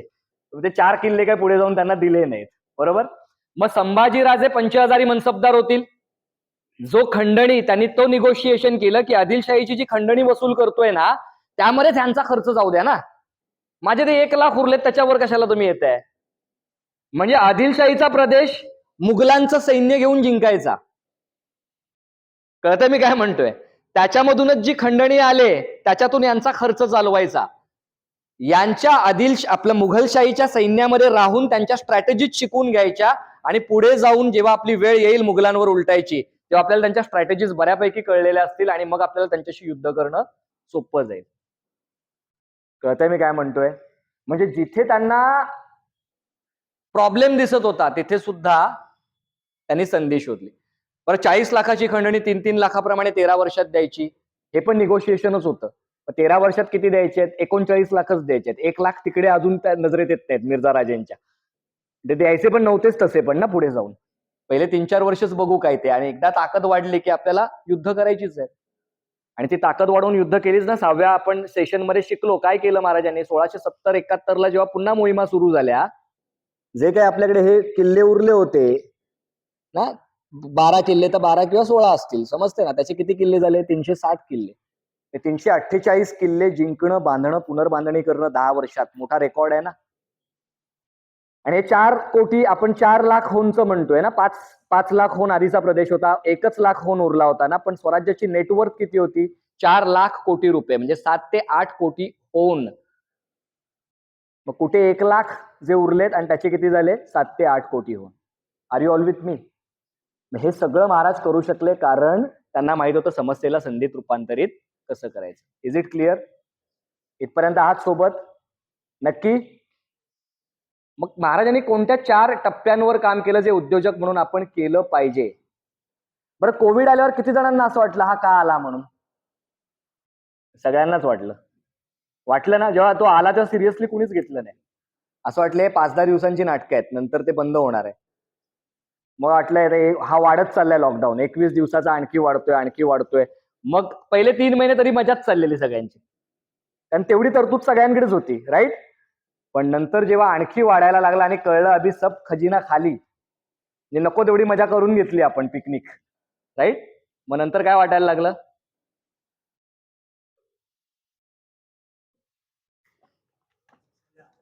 का आला यार कोविड ना. आधी बरं वाटत होतं, पण आता ऍक्च्युअल मध्ये प्रॉब्लेम आहे. का आला कोविड? बरेच जण तर हेच दोष देत बसले की कोविड का आला, मग गव्हर्नमेंट लॉकडाऊनच का करते, मग हे केलंच कुणी, मग चायनाच असं करतं तसं करतं. अरे पण काय फरक पडतोय त्या सगळ्या गोष्टींनी? आता तुम्ही त्याच्यावर कंट्रोल करू शकताय का? आहात का सोबत? मग सगळ्यात पहिली गोष्ट, महाराजांनी जेव्हा हा तह झाला तेव्हा ते रडत बसले का की 90% राज्य गेलं इतक्या 23 वर्षात उभं केलेलं. त्यांनी काय विचार केला असेल?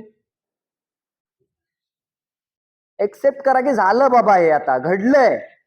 पहिले तर स्वीकारा. जेव्हा आपण एखादी गोष्ट स्वीकारतो तेव्हा पॉझिटिव्ह एनर्जी रिलीज व्हायला लागते, आपला माइंड काम करायला लागतो. जर आपण ब्लॉक करून ठेवलं हे का घडलं आणि कुणामुळे घडलं, तर मग ते ब्लॉकच आहे, आपलं माइंड काम करत नाही. मग पहिलं तर महाराजांनी एक्सेप्ट केलं असेल की हे घडलंय, स्वीकारा की आता हे झालंय, हे आपण थांबवू शकत नाही, बरोबर. मग त्यानंतर त्यांनी हा विश्वास बाळगला असेल की ही गोष्ट सुधारू शकते. विलास शिंदे म्हणून ज्यांचा सह्याद्री फार्म्स म्हणून कंपनी आहे, 6.5 कोटी कर्जातला माणूस, आज 1100 कोटीची कंपनी आहे त्यांची सह्याद्री फार्म्स. तुम्ही त्याचा सर्च करू शकता त्या कंपनीच्या बाबतीत, बरोबर आहे. यांचा एकदा इंटरव्ह्यू मी घेतला होता आणि त्यांना मी प्रश्न विचारला की सर, 6.5 कोटीचं कर्ज आणि 15 वर्ष लॉसेसची परंपरा, मग यात तुम्हाला असं वाटलं नाही का कधी की हे बंद करावं आणि गप्प नोकरी करावी? कारण त्यांचं मोठं एमटेक वगैरे केलेले ते इतकं जबरदस्त एज्युकेशन आहे. मग तुम्हाला नोकरी करावीशी नाही वाटली का? तुम्हाला हे एवढ्या सगळ्या त्या लॉसेस मधून तुम्ही कसं काय टिकून राहिलात? तर ते एक गोष्ट म्हणाली जी आपल्या सगळ्यांसाठी आहे, लक्षात घ्या. ते म्हणतात की विनोद, आपला प्रॉब्लेम हा आहे ना की आपण आपले लॉसेस पैशांमध्ये मोजतो. पैसे, फिजिकल प्रॉपर्टी, म्हणजे माझी फॅक्टरी गेली, माझे ऑफिसेस गेले, मला इतक्या इतक्या रुपयाचा लॉस झाला. पण बिझनेस म्हटलं तर प्रॉफिट आणि लॉस हे होणारच आहे. मग माझं स्वप्न जर क्लिअर असेल ना की मला काय करायचंय, माझं विजन मला माहित आहे, तर अल्टिमेटली हे लॉसेस हे टेम्पररी आहेत, ही गोष्ट माझ्या लक्षात असते आणि याच्यावर मी उपाययोजना करून आता परत कसं कमबॅक करणार. हे मी शिकलोय महाराजांकडून. जर ते पुरंदरच्या तहातून कमबॅक करू शकतात, तर आपले तर हे छोटे मोठे लॉसेस आहेत, यामधून आपण का नाही बाहेर येऊ शकत? आहात का सोबत? मग पहिलं तर एक्सेप्ट करा की हे घडलंय. दुसरं, विश्वास बाळगा की ही परिस्थिती बदलेल, आणि ही बदलण्याची ताकद कुणामध्ये आहे? आपल्या स्वतःमध्येच आहे, बरोबर ना. आणि मग जेव्हा तो विश्वास येतो तेव्हा तुम्ही ऑप्शन शोधायला लागता की आता काय करायचं, आता काय ऑप्शन्सवर मी काम करू शकतो. ठीक आहे, जे घडलं ते घडलं, आता पुढे काय? मी मगाशीच एक प्रश्न बोललो तुम्हाला, जो आपण विचारला पाहिजे, पुढे काय. आणि जेव्हा तुम्ही ते ऑप्शन शोधता, त्यातल्या बेस्ट ऑप्शनला चूज करून त्यावर काम करणं आणि कमबॅक करणं, हे आपल्याला जमलं पाहिजे, जे महाराजांनी केलं या 4 टप्प्यांवर काम. ओके, इथपर्यंत सोबत आहात? नक्की. मग आपण कोणकोणत्या गोष्टी पाहिल्या पहिल्यापासून, परत सांगा. ते विचारायला लागतो बाबा. काय काय पाहिलं आपण पहिल्यापासून? माइंडसेट. दुसरं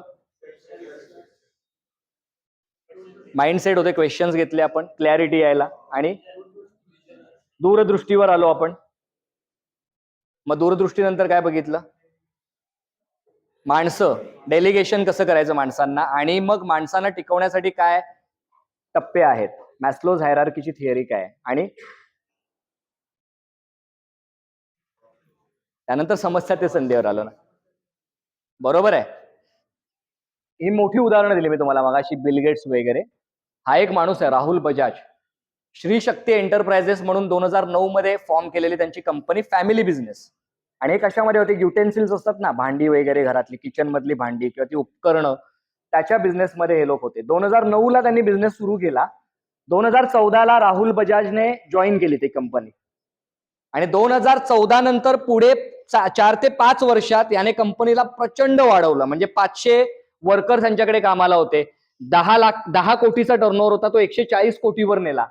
इतका हुशार माणूस होता. आणि मग कोविड आलं, आणि कोविड आल्यावर ऑब्व्हियसली आता घरातली भांडी कोण विकत घेणार? सगळंच ठप्प, आणि 500 कर्मचारी काम करतायत. तर बघा, मी ह्याला जोडतो परत, आपण लोकांची किती काळजी घेतली पाहिजे. आता या 500 कर्मचाऱ्यांना मी काढून टाकलं, किंवा त्यातले अर्धे काढले आणि अर्ध्या लोकांना बोललो तुम्ही घरातून काम करा, तुम्हाला मी पगार देतो, अर्धा पगार देतो, तर ते होणार नाही ना. यांचा सगळाच पगार मला काढला पाहिजे, मी त्यासाठी काय करू? तर आता जेवढा टर्नओव्हर होता तेवढा तर होणार नाहीये, पण ह्या कोविडच्या सिच्युएशन मध्ये मी यांचा पगार काढण्या इतपत काय करू शकतो? आणि मग त्याने विचार करायला सुरुवात केली, आणि मग त्याला एक आयडिया सुचली, हँड्स फ्री सॅनिटायझरची.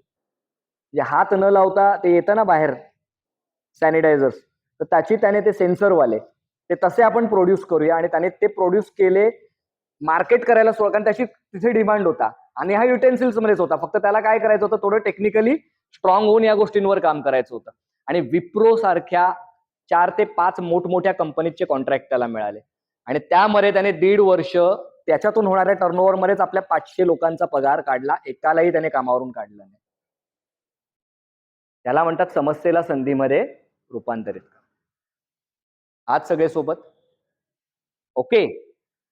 आणि मग फायनल एक गोष्ट ज्याच्यावर आपल्याला आता बोलायचं आहे, याच्यावर येत नाही कारण आपल्याकडे वेळ फार कमी आहे. कॅल्क्युलेटेड रिस्कचं एक उदाहरण तुम्हाला मी देतो, जी आपण घेतली पाहिजे ना. कॅल्क्युलेटेड रिस्क बद्दल आपण बरंच बोलतो.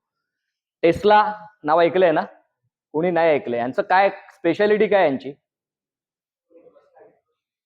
इलेक्ट्रिक कार्स मध्ये यांच्यासारखी कंपनी नाही. आणि आपल्याकडे काय होतं की आता इथे टेस्ला अजूनपर्यंत आपल्या इंडियन मार्केटमध्ये आली नव्हती, पण बँक आता येते. टेस्ला इंडियन मार्केटमध्ये पण येते. आता ते टेस्ला कुठे चालेल आपल्या रोड्सवर काय सांगता येत नाही, बरोबर ना. पण ते येत आहेत, आता इथे पेनिट्रेट करतायत. पण तुम्हाला टेस्लाची स्टोरी माहिती आहे का? 2003 पासून 2013 पर्यंत ही कंपनी फक्त आणि फक्त लॉसेसमध्येच होती. एकही वर्ष यांनी प्रॉफिट केलं नाही. मग 2013 ला अशी सिच्युएशन आली की आता ही कंपनी बंद पडणार आहे. त्यावेळेला इलॉन मस्कने डोकं चालवलं, आणि $35 मिलियन, मिलियन म्हणजे 35 दशलक्ष डॉलर्स, तेवढ्या डॉलर्सवर त्याने ही कंपनीचा बराचसा स्टेक विकत घेतला. म्हणजे जवळपास 50% पेक्षा जास्त स्टेक टेस्लाचा इलॉन मस्कने विकत घेतला. आता $35 मिलियन. आता त्याचा काय विचार असेल ते घेण्यामागे? आता एकतर लॉस मेकिंग कंपनी आहे, 10 वर्ष परंपराच लॉसेसची आहे. अशा कंपनीमध्ये काय इन्व्हेस्ट करायचे पैसे? काय विचार केला असेल त्याने?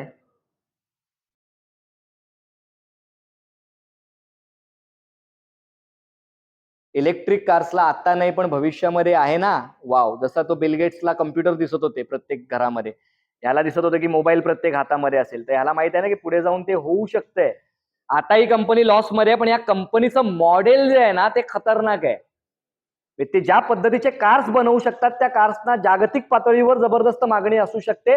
आणि मला रिस्क किती घ्यायची आहे? $35 मिलियन, जे त्याच्यासाठी मोठी गोष्ट नव्हती. पण त्याला माहित होतं जर ही इन्व्हेस्टमेंट काय होईल, आयदर झिरोवर जाईल, हे $35 मिलियन फुकले मी असं होणार, आणि झालं तर हे $35 मिलियन मिरॅकल करू शकतील माझ्यासाठी. आणि मिरॅकल मंडळी, 50 बिलियन ची कंपनी आहे आता टेस्ला. किती वर्षामध्ये? फक्त 10 वर्षांमध्ये. आणि त्या 50 बिलियनच्या कंपनीमध्ये ह्याचा स्टेक 20-25 बिलियनचा झाला की नाही, किती त्याने केले होते इन्व्हेस्ट? फक्त $35 मिलियन, आणि $25 बिलियन मालक आहे तो आता. आणि स्टेक काढून जरी घेतलं तरी $25 बिलियन त्याला द्यावे लागतील. मग याला काय म्हणतात? Calculated risk. अशी रिस्क जी घेऊन तुमचं नुकसान झालं तर ते मोठं नसणार आहे, पण होणारा फायदा हा अल्टिमेटली मोठा असणार आहे. मग ती रिस्क मी जर उचलली $35 मिलियन तर कदाचित ही पुढे जाऊन $25 बिलियन मला देऊ शकते. याचा अभ्यास करणं याला म्हणतात calculated risk. Are you all with me? हा एक गुण एक लीडर एंटरप्रेन्योर म्हणून आपल्यामध्ये असायला पाहिजे. Clear? And the final one, ज्याच्यावर आता आपण संपवतोय. जसं मी म्हणालो की आपलं काय जबाबदारी काय आपल्या सगळ्या लोकांची? अवघाची संसार सुखाचा करीना, आनंदे भरीन तिन्ही लोक. ही जबाबदारी आहे की नाही? मग हे सगळं करताना प्रॉब्लेम्स आले तर आपण काय करतो?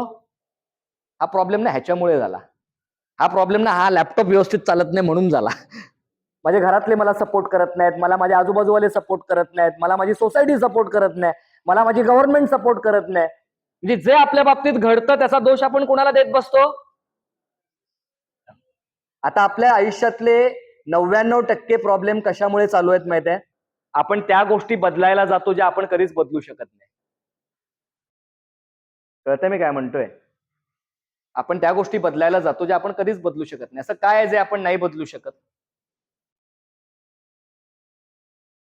कोणत्या गोष्टी आहेत ज्या आपण कधीच बदलू शकत नाही? तुझं नाव काय? विशाल. तुला जर ऑफर आली आता की आज आज रात्री 12 वाजता तुझ्यासाठी एक वेगळी मस्त सुंदर बॉडी आणखी एक ठेवली, ऋतिक रोशन सारखी दिसते, ती बॉडी तू घे आणि ही बॉडी देऊन टाक, शक्य आहे? जे आताचं शरीर आहे ते रिप्लेस करण्याची आपल्याला संधी मिळणार आहे? हे आई बाबा बदल तुला दुसरे आई बाबा देतो, ही ऑफर आहे? कुठे नाही आहे ना. बदलू शकणार आहे आपण ते? आपल्या हातात आहे? नाहीये. माझी बायको कशी वागेल, बायको कशी बोलेल, मी बदलू शकणार आहे? नाही. माझी सासू कशी वागेल, माझा नवरा कसा वागेल, आपण बदलू शकतो का? नाही. आपल्या शरीराच्या बाहेर जे घडतंय त्याच्यावर आपला कंट्रोल. मग ते रशिया आणि युक्रेनचं युद्ध संपेल न संपेल आपल्या थोडी कंट्रोलमध्ये. कोणतं गव्हर्नमेंट येणार आपल्या थोडी कंट्रोलमध्ये. आपल्याला वाटतं माझ्या एक वोटने गव्हर्नमेंट बदलणार आहे. होणार आहे का? आपल्या कंट्रोलमध्ये आहे का ती गोष्ट? नाहीये. बरोबर ना? म्हणजे अशा गोष्टी ज्या तुमच्या शरीराच्या बाहेर घडतायत त्या तुमच्या कंट्रोलमध्ये नाही आहेत, आणि जन्माला आल्यापासून आतापर्यंत जेव्हापासून आपल्याला कळायला लागलं आपण त्याच गोष्टी बदलण्याचा प्रयत्न करतोय ज्या आपल्या कंट्रोलमध्येच नाहीयेत.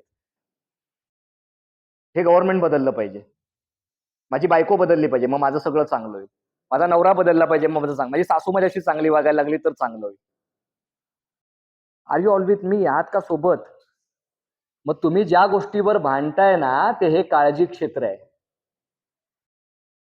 आणि तुम्ही त्याच्यावर फोकस इतका केलाय की जे तुमच्या ताबा क्षेत्रामध्ये आहे, कंट्रोल एरियाज मध्ये, त्याच्यावर कधी कामच केलं नाही.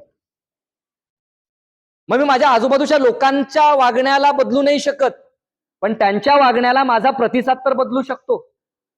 माझी बॉडी मी चेंज नाही करू शकत, पण ही बॉडी मेंटेन कशी करायची हे तर माझ्या हातात आहे. Yes or no? माझी फॅमिली मी नाही बदलू शकत, पण फॅमिली सोडून बाहेरचे लोक जे मी निवडणार ते कसे निवडायचे हे तर माझ्या हातात आहे. कळतं मी काय म्हणतोय? हा, गव्हर्नमेंटचं काही पॉलिसी झाल्या, रशिया युक्रेनचं वॉर झालं, स्टॉक मार्केट क्रॅश झालं, मी नाही बदलू शकत, पण त्याला उपाययोजना करण्याचं तर माझ्या हातामध्ये आहे ना, ते माझ्या कंट्रोलमध्ये आहे. मग ज्या गोष्टी माझ्या कंट्रोलमध्ये आहेत, माझं प्लॅनिंग, माझं आरोग्य, माझे रिलेशनशिप्स, माझी मेंटल हेल्थ, हे सगळं माझ्या ताब्यात आहे ना. माझं फायनान्शियल मॅनेजमेंट, माझा फोकस असला पाहिजे इकडे, पण मी माझा फोकस कुठे ठेवतोय? माझ्या काळजी क्षेत्रावर. म्हणून माझ्या आयुष्यात गोष्टी बदलत नाहीयेत, उलट त्या वर्स होत चालल्यात.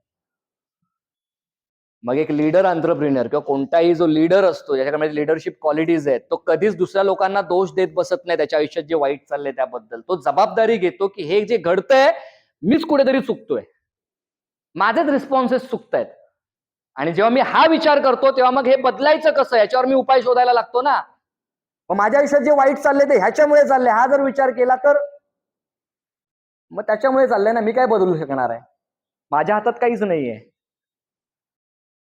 तर ह्याचा आहे ना एक जबरदस्त कन्सेप्ट आहे, कार्स कन्सेप्ट, जो एवढा जरी तुम्ही घेऊन गेलात ना तरी तुमचं आयुष्य बदलणार आहे, प्रोफेशनल आणि पर्सनल, आजच्या या सेशन मधून. कार्स बोलतो ना, CARS. त्यातला जो पहिला C आहे, change what you can change. तुम्हाला ज्या सगळ्या 100 गोष्टी सतवतायत ना, त्या लिस्ट आउट करा आणि त्याच्या पुढे लिहा, ही गोष्ट मी बदलू शकतो की नाही बदलू शकत, ही माझ्या कंट्रोलमध्ये आहे की नाहीये. मग जर ती गोष्ट तुमच्या कंट्रोलमध्ये आहे तर बदला ना. वाट कसली बघताय? कोण दुसरा येऊन चमत्कार करणार आहे तुमच्या आयुष्यामध्ये? ती गोष्ट बदला, ती तुमच्या हातात आहे, तर ती चेंज करा. Change what you can change. आणि मग ज्या गोष्टी मी नाही बदलू शकत, ह्या ताबा क्षेत्रातल्या गोष्टी आहेत ना, ज्या मी बदलू शकतो, त्या मी बदलल्या पाहिजेत. Change what you can change. See right. मग आता A, accept that you can't change. काळजी क्षेत्रातल्या ज्या गोष्टी आहेत ज्या तुम्ही बदलू शकत नाहीत, त्या स्वीकारा. बरोबर ना? मग माझी बायको अशीच वागते, माझा नवरा असाच वागतो, माझा पार्टनर असाच वागतो, माझा तो वेंडर असाच वागतो. मग गव्हर्नमेंट असेच काहीतरी नवीन पॉलिसीज आणू शकतं, शेअर मार्केट क्रॅश होऊ शकतं. माझ्या हातातच नाहीये. एक्सेप्ट करा. एक्सेप्ट केलं तर मेंटल पीस मिळणार आहे. माझ्या ताब्यात क्षेत्रात मी कशाला जीवाचा आटापिटा करू? कालच मी शेअर्स विकत घेतले आणि आज त्याचा 400 रुपयाने भाव कमी झाला. ठीक आहे, आज कमी झाला, उद्या वाढेल पण ना. तुमच्या कंट्रोलमध्ये काहीच नाहीये ते. एकतर तुम्ही टाकताना पैसे व्यवस्थित टाका. मग तुम्ही चुकीच्या शेअरमध्ये टाकलेत तर तुम्हाला लॉसच होणार आहे. एक एक्झाम्पल देते तुम्हाला मी. तुमच्या हातात काय होतं? शेअर निवडताना योग्य शेअर निवडणं, फंडामेंटल टेक्निकल अनालिसिस करून. मग आता निवडल्यानंतर तो पडला आणि हे झालं, वाढला, ह्याच्यावर तुमचा कंट्रोलच नाहीये. So accept it. पडला तर दुःखी होऊ नका, वाढला तर जास्त आनंदी होऊ नका. Are you all with me? मग change what you can change and accept that you can't change. जे नाही बदलू शकत ते तुम्ही स्वीकारला पाहिजे. मिर्झा गालिब यांची एक जबरदस्त शायरी आहे. मिर्झा गालिब यांची, वेब तेरी दुआओं में असर है तो मस्जिद को हिला के दिखा.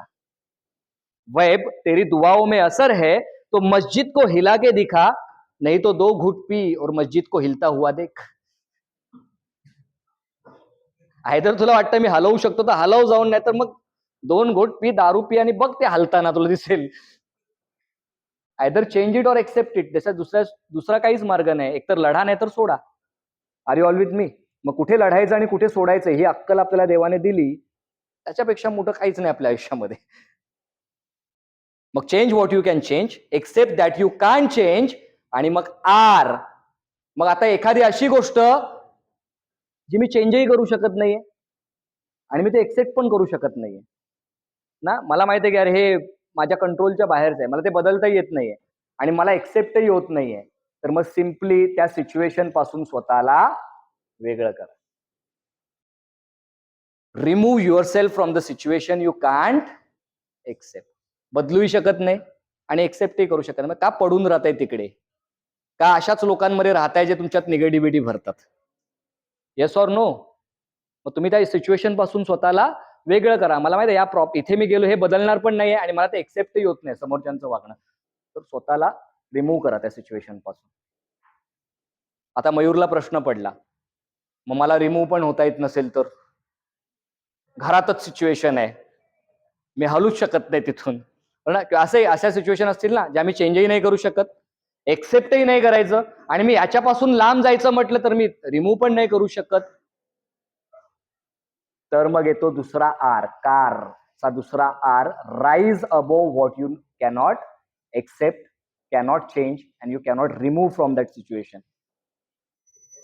म्हणजे जी गोष्ट तुम्ही चेंज नाही करू शकत, एक्सेप्ट नाही करू शकत आणि ती रिमूव्ह पण नाही करू शकत त्या सिच्युएशन पासून स्वतःला, तर त्या सिच्युएशनच्या वर जा. म्हणजे कुठलाही प्रॉब्लेम त्या लेवलला राहून सॉल्व्ह होत नाही, तुम्हाला एक लेवल वर यावं लागतं, तेव्हा तुम्ही हा प्रॉब्लेम सॉल्व्ह करू शकता. तर rise above the level you cannot accept. Okay, आहात का सोबत? याची एक सुंदर प्रार्थना आहे की हे ईश्वरा, जे मी बदलू शकतो ते बदलण्याची ताकद मला दे. जे मी बदलू शकतो ते बदलण्याची ताकद मला दे. जे बदलू शकत नाही ते स्वीकारण्याची हिम्मत मला दे. आणि या 2 गोष्टींमधला फरक करण्याची बुद्धी मला दे. एवढं मिळालं तर आपलं आयुष्य सोपं आहे. Is it clear? मग बिझनेसमध्ये पण बघा, काय बदलू शकता ते बदला, जे नाही बदलू शकत ते स्वीकारा. एखादी सिच्युएशन प्रॉब्लेमॅटिक आहे, तो वेंडरच त्रास देतो, हा कस्टमरच डोक्याला ताप आहे, माझे 90% एनर्जी हाच खातो, टाटा बाय बाय करा, डायव्होर्स द्या त्याला. बरोबर ना? त्याच्याबरोबर काय लग्न नाही गेलं आयुष्यभर त्याच्याबरोबर संसार करायला. रिमूव्ह करा त्या सिच्युएशन पासून. नाही तर मग स्वतःची लेवल वाढवा, त्याच्या एक्सपेक्टेशनच्या वर जा आणि त्याला डिलिव्हर करा. Yes or no? तक्रार करू नका. That is it. म्हणजे असं सांगायला गेलो लीडर एंटरप्रेन्योर दिवसभर होईल, बट काही महत्वाच्या गोष्टी होत्या ज्या तुमच्यापर्यंत पोहोचवायच्या होत्या आणि मला अपेक्षा आहे की त्या तुमच्यापर्यंत पोहोचल्यात. हे काही गुण आहेत जे बेसिक आहेत, जे तुमच्यामध्ये असायलाच हवेत एक उद्योजक म्हणून, तर ते आणायचे आहेत आपल्याला. Is it clear? नक्की वाटलं इंटरेस्टिंग तुम्हाला? होईल ना याचा फायदा? नक्की ना? फक्त एक फायनल रिव्हिजन घेऊ आणि मग संपवू आपण. कारण आम्ही कसं आहे, आधी 17 वर्ष शिक्षक होतो ना, प्रोफेसर, त्यामुळे ही सवय आहे.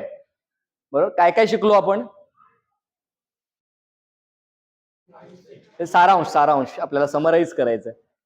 सगळ्यात पहिलं तर आपल्याला अवघाची संसार सुखाचा करायचंय. त्याआधी माझा होऊ द्या.